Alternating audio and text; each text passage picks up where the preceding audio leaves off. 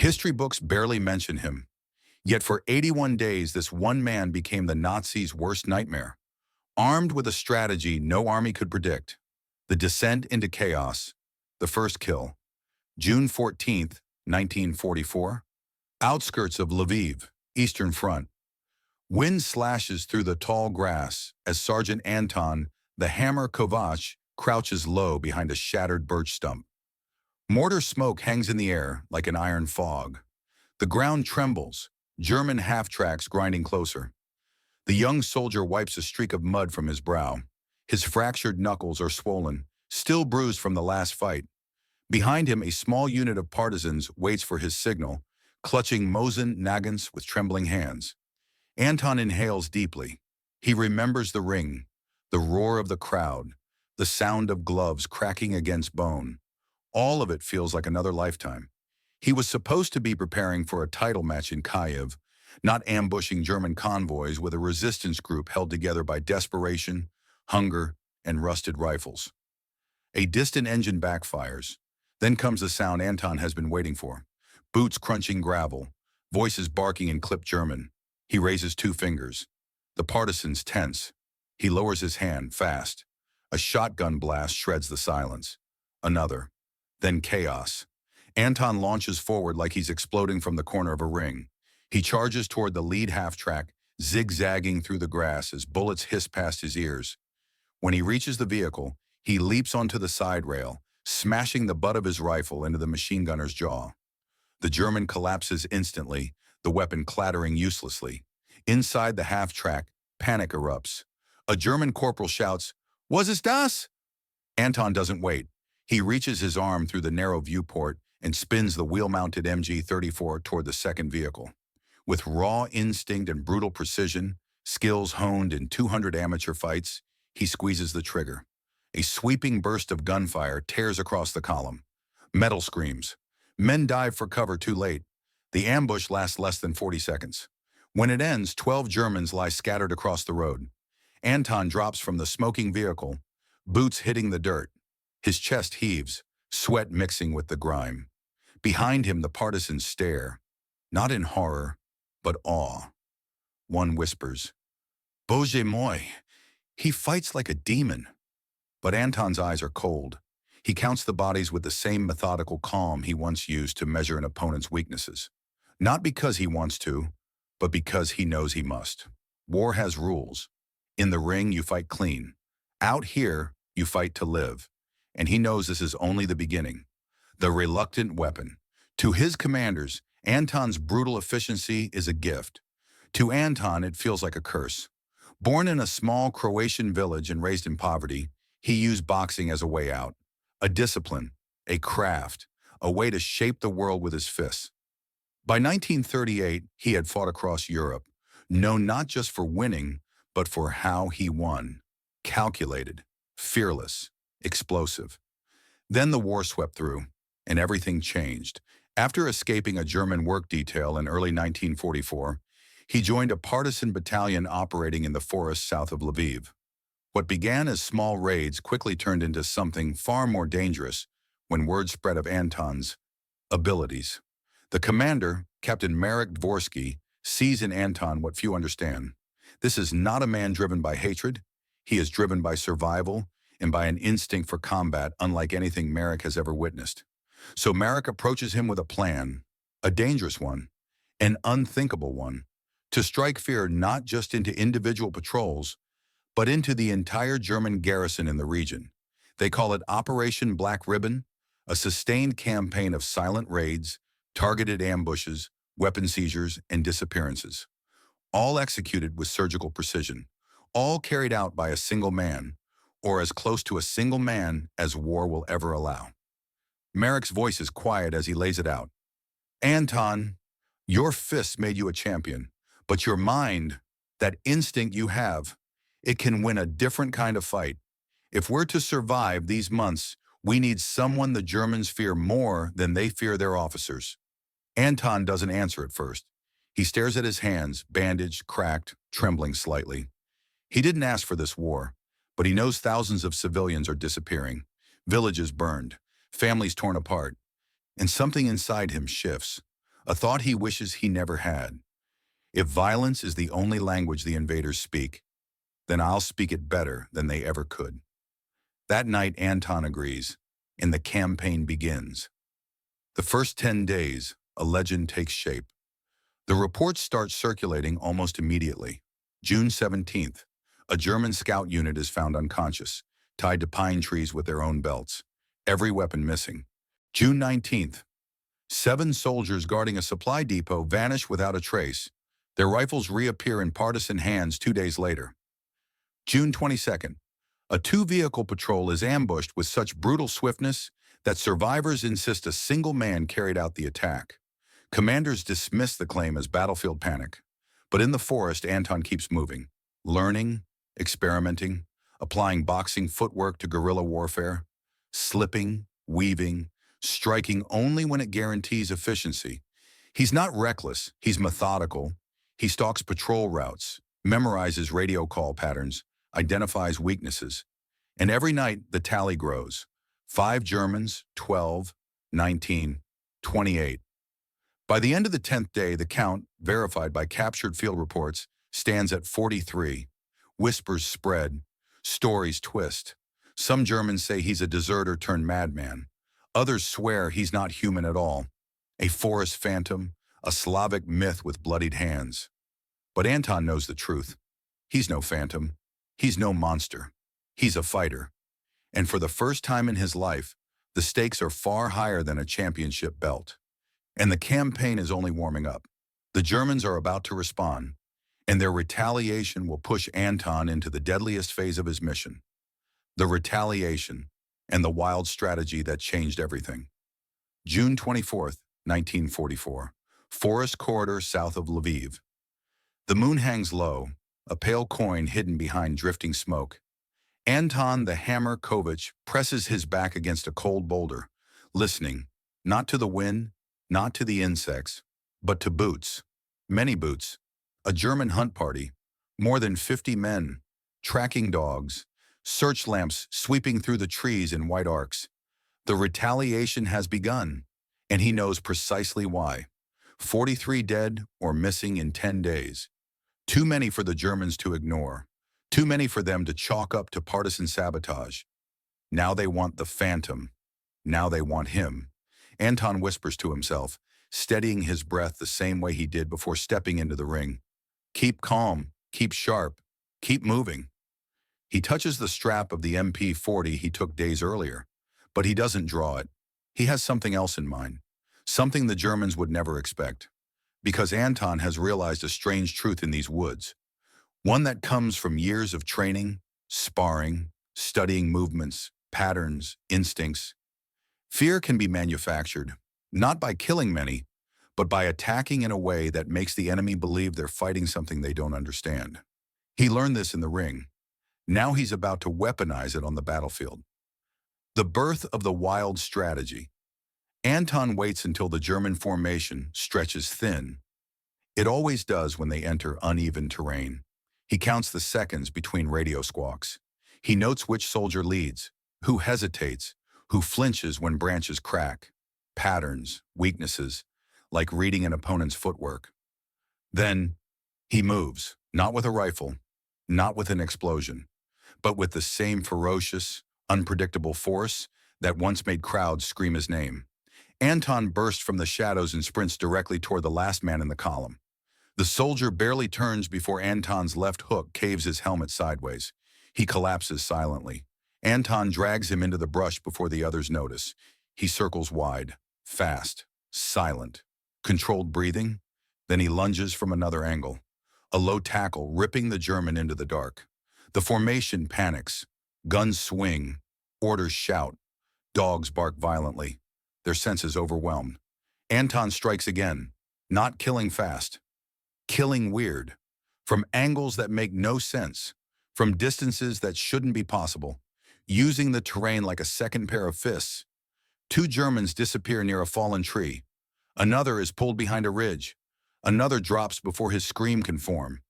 It's not the ambush that terrifies the hunt party. It's the silence, the precision, the suddenness. Men vanish as if swallowed by the living forest. one by one, methodical, merciless, impossible. By dawn, the German hunt party is broken. 24 dead, 9 wounded. The remainder retreat in full panic, stumbling back toward camp without their rifles or their dignity.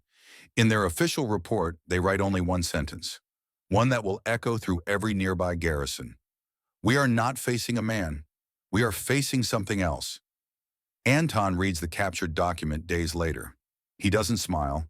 He doesn't even blink. He simply keeps moving. The campaign has only begun. The 81-day storm.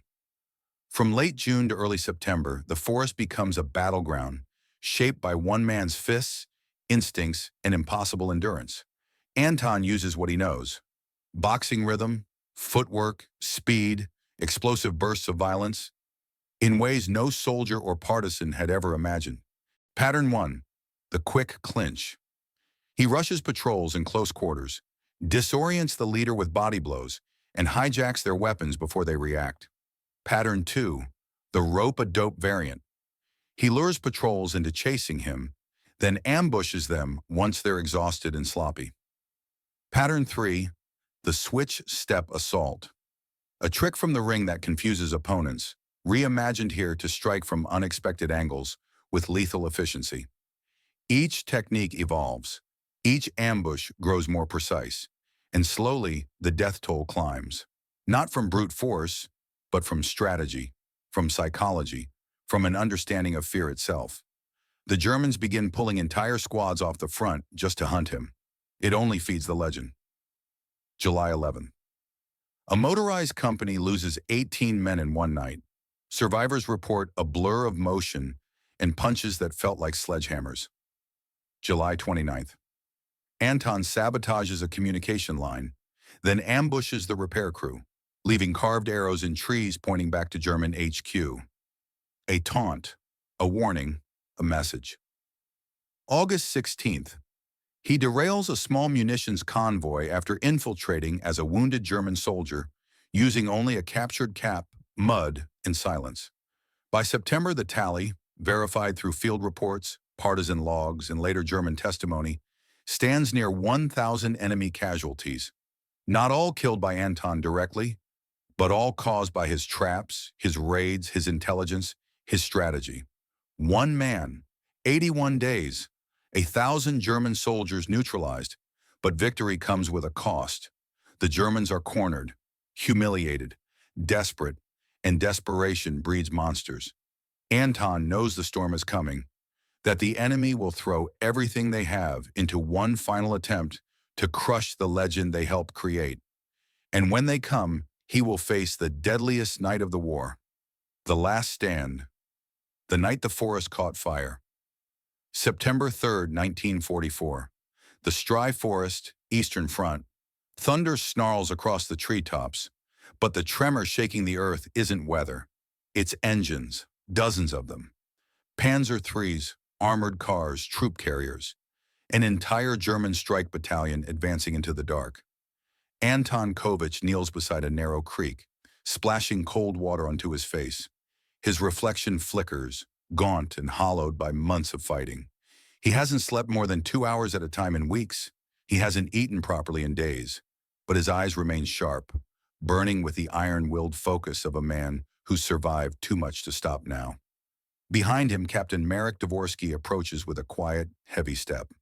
"A full battalion," Marek says, voice low. 400 men at least. This isn't a hunt. It's an extermination.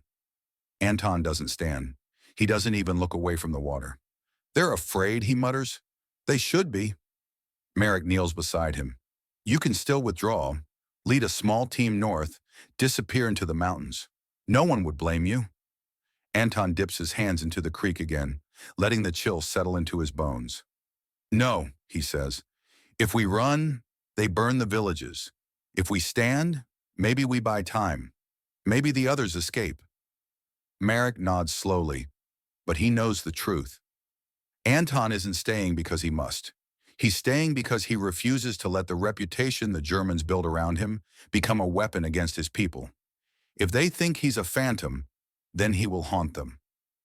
One last time, The battlefield of shadows night falls like a heavy curtain. The forest becomes a maze of darkness and trembling leaves.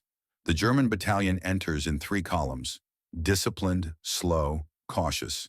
But even they feel it. The weight, the silence, the presence of something they can't quite name. Anton moves before they finish their formation. He slips between shadows, breath measured, muscles wound like steel cables. He plants traps, simple ones, cruel in their effectiveness. A tripwire linked to a stolen grenade, a deadfall of sharpened timber, a concealed pit masked with moss. He's not trying to kill the whole battalion. He doesn't need to. He needs to break their mind. One explosion, a scream, a sudden collapse of trees crushing a squad leader. Not enough to stop them, just enough to unsettle them. Then Anton steps into the open, just long enough for the nearest German to see him and shout, "Dort! Der Schatten!" There, the shadow. By the time the soldier fires, Anton is gone, a ghost slipping into the underbrush. But the effect is immediate. The entire left column slows to a crawl. Nerves tighten. Officers bark orders that sound just a little too shaky. Anton's greatest weapon wasn't his fists. It was fear.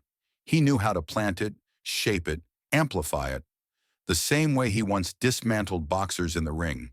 But tonight, fear isn't enough. The Germans keep advancing, and they have more firepower than Anton has ever faced alone. The forest ignites. It happens at 1:42. A flare streaks upward, hissing, shrieking, bursting into a blinding white sun above the treetops. And suddenly the forest is daylight. Every shadow erased, every hiding place exposed. The Germans open fire. Machine gun tracers carve glowing lines through the branches. Mortars slam into the earth, ripping open craters of fire and soil. Anton dives behind a fallen ash tree as shrapnel sprays like molten hail. This isn't a hunt. This is a slaughter. He crawls forward, pulling himself through mud and broken ferns until he reaches a ridge overlooking the central column. He grips the MP-40. His breathing steadies. His fingers tighten. And he attacks. Not with finesse. Not with the elegance he used in earlier engagements. But with raw, feral determination. He charges down the ridge, firing in short, controlled bursts. 3 Germans drop. A 4th falls screaming. A 5th tries to radio for backup. Anton tackles him, slamming a forearm into his throat with the brutal efficiency of a professional fighter. Then he vanishes again. Into the smoke. Into the cracking trees. Into the chaos he's created. The Germans can't track him. They can't predict him. Every time they think they've cornered him, another explosion erupts behind them. Another body drops. Another squad breaks formation. But despite everything, despite the traps, the strikes, the confusion, Anton knows he cannot win. Not tonight. Not against 400 men. What he can do is make them bleed for every second they spend chasing him. Buy time for the villagers to flee, for the partisans to regroup, for others to live. The moment of reckoning. By dawn, the forest is a graveyard of smoke and shattered trunks. Anton limps through a ravine, clutching his side. A bullet grazed deep, bleeding through his shirt. He can't hear well. An explosion ruptured something in his left ear. His vision blurs, but he keeps moving. One step, then another, then another. He reaches a clearing and collapses against a moss-covered rock. The rising sun paints the sky crimson. He hears boots, German voices, closing in. He tries to stand. He can't. He grips the handle of his knife, his very last weapon. Not to kill them all, just to take one with him, one more. Enough to prove that even at the end, the phantom still fights. But before the Germans appear, a hand grabs his shoulder, not hostile, not rough. Marek, with 2 partisans behind him. "We thought we lost you," Marek whispers. Anton forces a grin through the pain. "You almost did." They lift him, carry him away. The forest behind them burns, the Germans too exhausted and too broken to follow. Anton survives, barely, but he survives. And the Germans? They report 147 casualties from that single night. and withdraw the battalion from the region entirely within days, because they aren't hunting a man anymore. They're fleeing a legend.